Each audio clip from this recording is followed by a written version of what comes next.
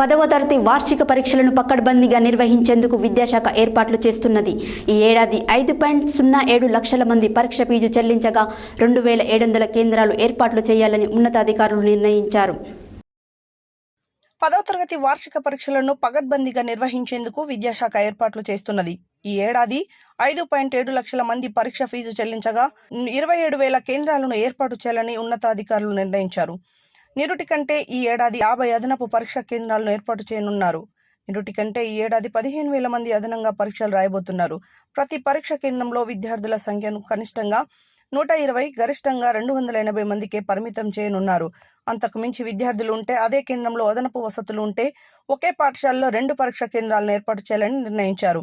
ఒక పరీక్షా కేంద్రాన్ని ఏ పరీక్షా కేంద్రంగా, మరో దానిని బి కేంద్రంగా వ్యవహరిస్తారు. ఒక్కో కేంద్రంలో 2 పోలీసులను బందోబస్తు కోసం వినియోగించాలని, సమస్యాత్మక కేంద్రాల సంఖ్యను ఈసారి పెంచాలని అధికారులు భావిస్తున్నారు. 5 వరకు 10th పరీక్ష ఫీజు చెల్లింపునకు అవకాశం. 10వ తరగతి పరీక్ష ఫీజును ఆలస్య రుసుముతో చెల్లించేందుకు ఎస్ఎస్సి బోర్డు అవకాశం కల్పించింది. ₹1000 ఆలస్య రుసుముతో ఫిబ్రవరి 5లోగా రెగ్యులర్, ప్రైవేటు విద్యార్థులు పరీక్ష ఫీజు చెల్లించవచ్చని పాఠశాల విద్యాశాఖ డైరెక్టర్ శనివారం ఉత్తర్వులు జారీ చేశారు.